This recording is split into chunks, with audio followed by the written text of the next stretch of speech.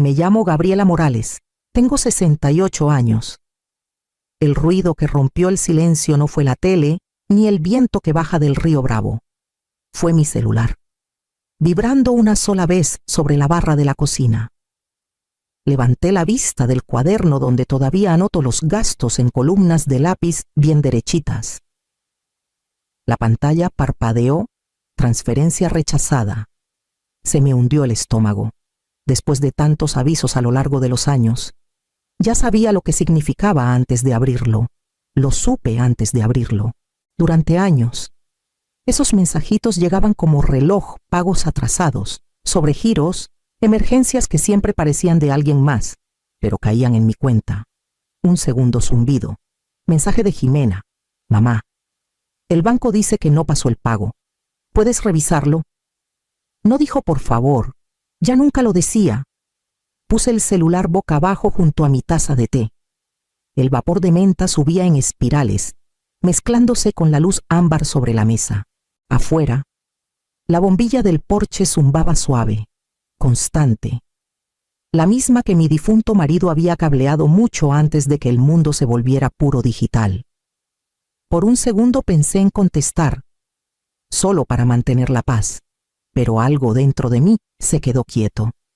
Yo había cubierto su renta una vez, el préstamo del negocio 2, hasta un carro nuevo para que se pararan de nuevo. Lo había llamado amor, porque llamarlo obligación me dolía demasiado. El celular vibró otra vez, terco. Lo dejé sonar hasta que se cayó. Luego cerré el cuaderno. Los números cuadraban perfecto, pero la vida alrededor ya no, en algún lugar del otro lado de la ciudad. Jimena esperaba el dinero que ya no le iba a llegar, y por primera vez en años no sentí culpa. Sentí que despertaba. La luz del porche titubeó una vez. Luego se estabilizó, y caí en cuenta, mañana era domingo, día de comida familiar. Una semana antes de ese mensaje, crucé la ciudad con una charola de lasaña en el asiento del copiloto y una botella de tinto envuelta en un trapo de cocina para que no chocara. Las calles de Monterrey, flanqueadas de encinos, estaban tranquilas al atardecer, el musgo colgando bajo y pesado con la humedad. Me dije que esta comida sería sencilla, solo una noche. Unas risas, tal vez hasta calor de hogar. La casa de Jimena quedaba al fondo de un fraccionamiento recién construido, con setos perfectamente recortados y lámparas solares que brillaban demasiado fuerte para la suave noche regia. Por la ventana vi siluetas moviéndose su marido, Rafael, cargando copas, mi hija acomodando servilletas como anfitriona de revista. Estacioné junto a la banqueta y llevé la comida a la puerta. Ella abrió antes de que tocara. Mamá, no tenías que cocinar. Tenemos de sobra. Quise hacerlo. Dije, entrando. Olía a velas de canela y algo floral. Demasiado dulce, como un disfraz. La mesa ya estaba puesta, 8 sillas, platos iguales, centro de lirios blancos. Mi lasaña se unió a un banquete que parecía más para foto que para comer. Jimena revoloteaba, saludando a sus primos, riéndose de algo que Rafael le susurraba. Me senté cerca del extremo, en el asiento de siempre que me recordaba que se me esperaba, pero no se me veía del todo. La comida arrancó con ruido cortés. Conversaciones se apilaban como papel tapiz, avances del negocio, planes de vacaciones, qué banquete atendería la próxima reunión familiar en Puerto Vallarta. La voz de Jimena flotaba por encima de todo, segura, brillante. Escuché, sonreí cuando tocaba y corté la comida en pedacitos cuidadosos. Cuando la sala se cayó un segundo, hablé bajito. Solo dime cuándo es la reunión. Reservo temprano esta vez. Los tenedores se detuvieron. Jimena no levantó la vista. Se limpió la boca con la servilleta y dijo, casi ligera, tú no formas parte de la familia. Mamá, no aparezcas. Unos segundos de silencio. Luego las risas volvieron Rafael demasiado fuerte, la de Jimena filosa, la de los primos insegura. El ruido llenó cada rincón. Miré mi plato. El queso todavía burbujeaba apenas sobre la lasaña que yo había traído. Mis manos se sentían firmes, aunque el pulso no. Dejé el tenedor y doblé la servilleta en mi regazo. La crueldad, comprendí. No siempre grita. A veces se viste para la cena, sonríe a la luz de las velas y se hace pasar por normal. Me levanté, lo bastante despacio para que notaran. Las sillas raspaban, las risas titubearon. Jimena me miró, sorprendida por mi calma. Me voy, dije, que aproveche. El aire de afuera era fresco y olía levemente a lluvia. Detrás de mí, las risas arrancaron otra vez, más suaves, como si no soportaran un segundo de silencio. Caminé hacia el carro, la botella de vino todavía sin abrir en mi bolsa. No dije ni una palabra más después de bajar del porche. El aire de afuera traía esa pesadez regia, la que se te pega a los hombros como tela mojada. Las farolas parpadeaban entre los árboles, rozando los bordes del musgo que se mecía en las ramas bajas. Caminé despacio, abrazando mi bolsa. El sonido de mis pasos más suave que las risas que aún se escapaban de la casa a mis espaldas. El asfalto brillaba con la lluvia que quedaba. Mis tacones repiqueteaban en ritmo constante. Pequeños ruidos tercos que me empujaban adelante. Pasé jardines impecables y cercas blancas. Todas esas casas perfectas, alineadas como modales en exhibición. Con cada paso, los recuerdos subían como fantasmas el mes que pagué la colegiatura de Ximena cuando se le cayó la beca. El préstamo que cubrí cuando el primer negocio de Rafael se vino abajo. Las incontables veces que firmé cheques calladitos por gastos inesperados. Yo creía que esos gestos eran amor, que dar era lo que hacen las madres. Ahora, caminando bajo los encinos, entendí lo fácil que el amor se vuelve moneda cuando se acaba el agradecimiento. Cuando llegué al carro, el dolor en el pecho había cambiado de forma. Ya no era humillación, era claridad, limpia y filosa como el aire nocturno. Me apoyé un momento en la puerta, dejando que el metal frío me estabilizara. Del otro lado de la calle, una luz de porche brillaba cálida y constante, del mismo tono ámbar que la de mi casa.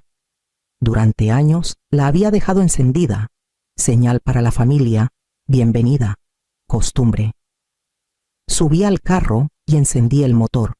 Los limpiaparabrisas apartaron una niebla fina, borrando el reflejo de su casa en el retrovisor.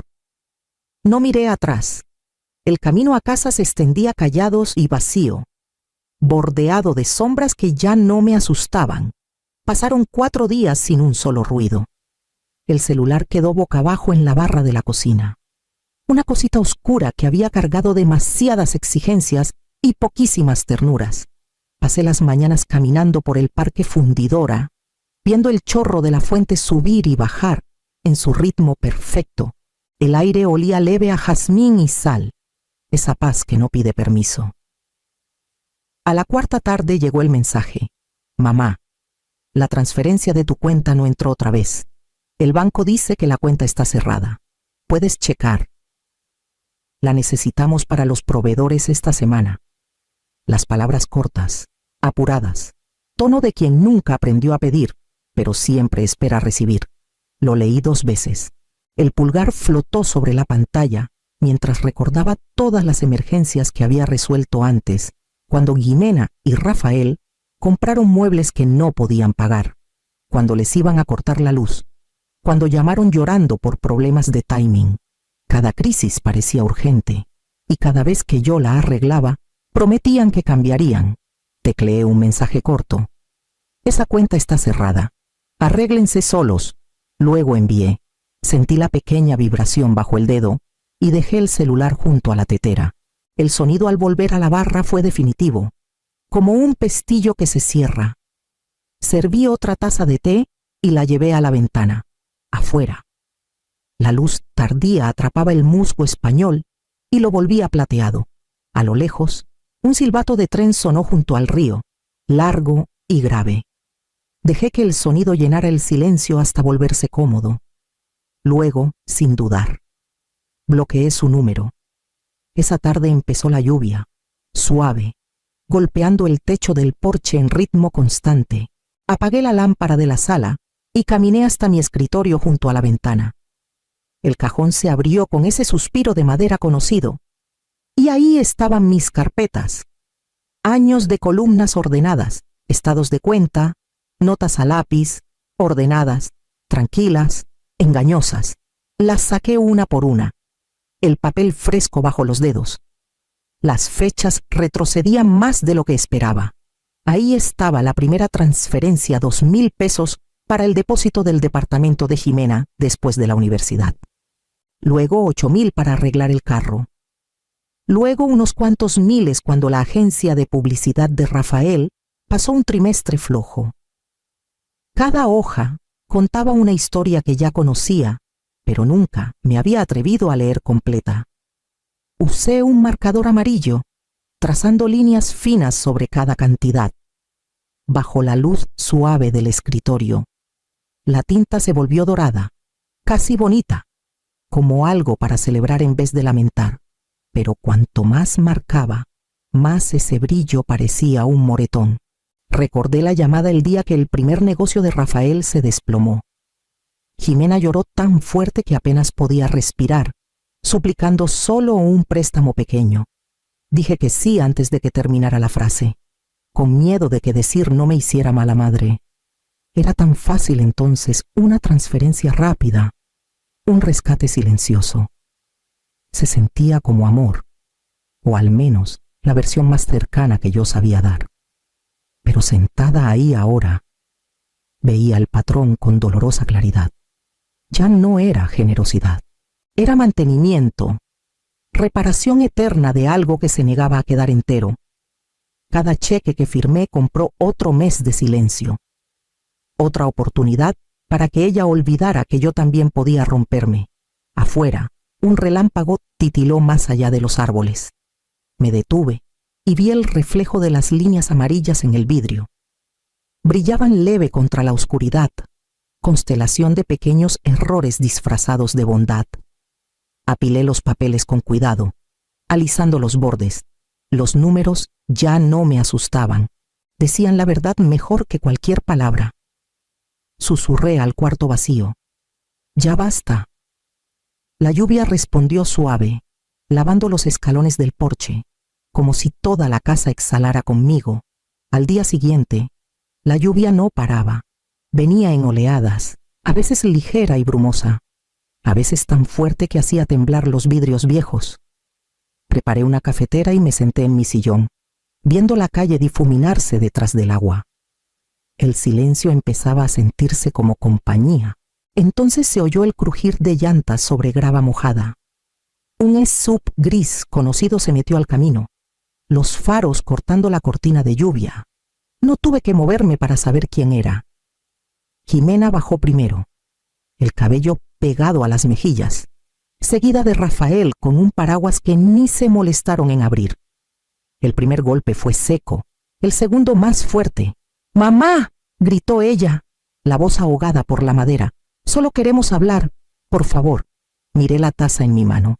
El café se había enfriado, una película fina flotando en la superficie. La casa olía leve a cedro de la vela que había encendido antes.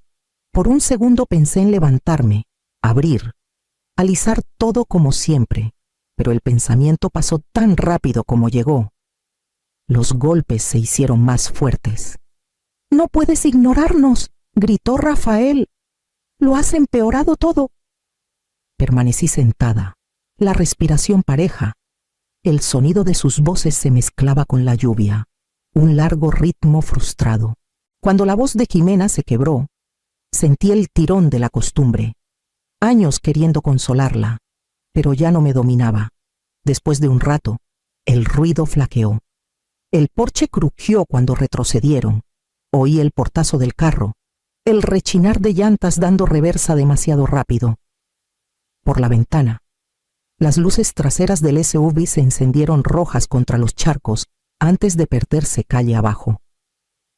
La lluvia se suavizó otra vez, golpeando el tejado como dedos marcando compás. Puse la taza en la mesa y dejé que el silencio se extendiera por la casa, espeso y firme.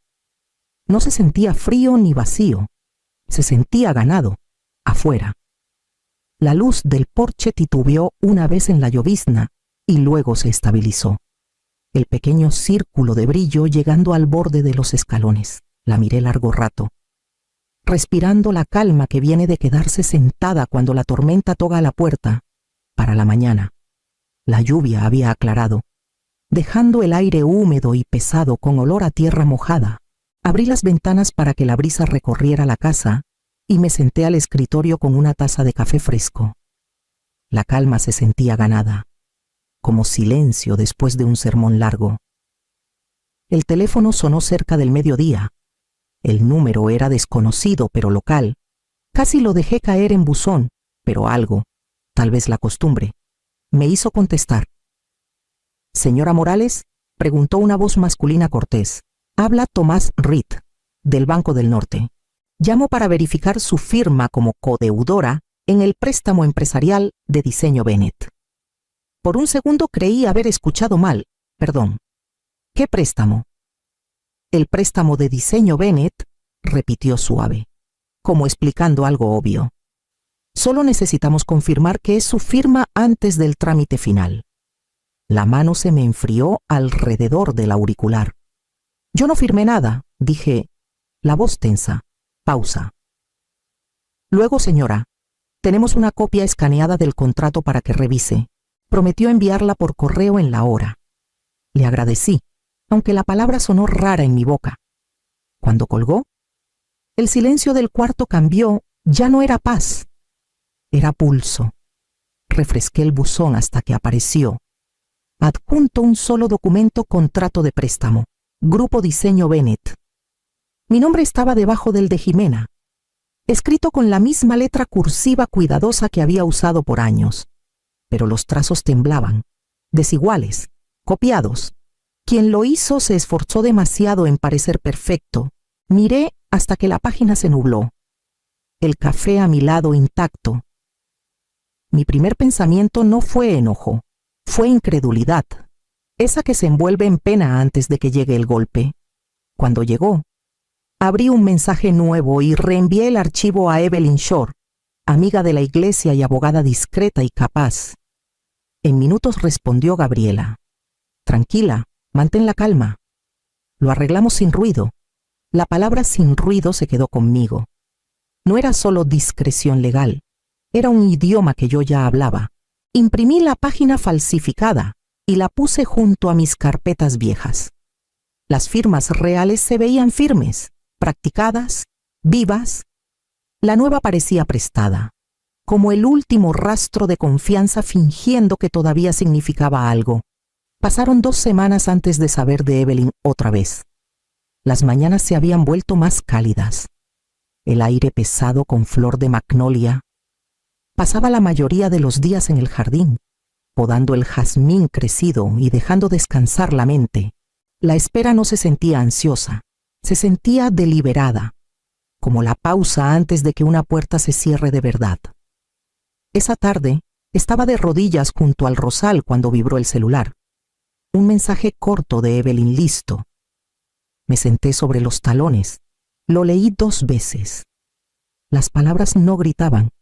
Se acomodaron calladas, como la verdad cuando ya no necesita permiso. A Jimena y Rafael los habían notificado esa mañana, en plena reunión con clientes en su oficina del centro. Evelyn describió cómo el mensajero entró con el sobre oficial, tranquilo y profesional, como si entregara un paquete cualquiera. El personal miró. Nadie dijo nada. No necesité verlo. Podía imaginar el silencio que siguió. Cómo el shock se queda en un cuarto antes de que el orgullo encuentre qué hacer. Dentro de la casa, el reloj marcaba su ritmo constante. Abrí la ventana y entró el aire cálido, floral, limpio. Más allá de los árboles, un censontle cantaba las mismas 3 notas que había practicado toda la primavera. Me apoyé en el alféizar y escuché hasta que el sonido se fundió con el resto del silencio. Por primera vez en años. Nada esperaba ser pagado.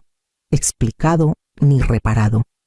El peso que me había seguido de un cuaderno a otro, de una disculpa a la siguiente, por fin se levantó.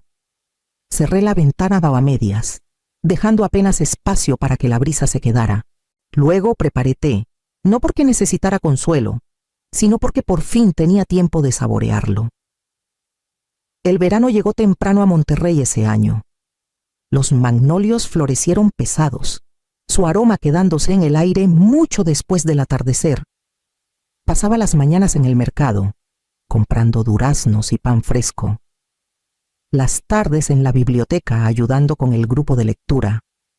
La casa se sentía más ligera, no porque algo hubiera cambiado dentro, sino porque yo por fin había cambiado. Una tarde, mientras clasificaba el correo en la mesa de la cocina, encontré un sobre con letra conocida, de Ximena. Me quedé un momento antes de abrirlo, el borde del papel suave bajo el pulgar. Dentro había una sola hoja. Vendemos la casa, nada más. El nombre de Rafael no aparecía, ni súplica, ni explicación, solo una decisión tomada sin mí. Una decisión dicha como parte del clima. Lo leí 2 veces, lo doblé de vuelta al sobre y lo dejé en la barra junto a las cuentas. Largo rato solo escuché el tic-tac del reloj de pared, las chicharras arrancando afuera, el pequeño pulso de mi propia respiración. Ya no quedaba enojo, solo una extraña quietud, esa que llega cuando la tormenta ya dio todo lo que tenía. Al caer la tarde, preparé una taza de té y salí al porche. Las tablas estaban tibias bajo mis pies descalzos, todavía guardando el sol del día. Del otro lado de la calle, los últimos niños volvían en bici a casa, sus risas resonando por la calle angosta. Alcancé y encendí la vieja luz del porche. La bombilla titubeó una vez antes de brillar firme. Un halo ámbar suave extendiéndose por los escalones. Mi marido la había cableado él mismo hace décadas, insistiendo en que toda casa necesita una luz que te guíe de regreso. La miré ahora y susurré: esta luz ya no es para esperar, es para la paz. El resplandor llegaba al borde del jardín, rozando la curva de las hojas de magnolia. El aire zumbaba suave, ni solitario ni ruidoso. Por primera vez en años, no sentía que esperaba nada. Simplemente estuve ahí, rodeada de silencio, y dejé que la noche se acomodara exactamente donde le correspondía.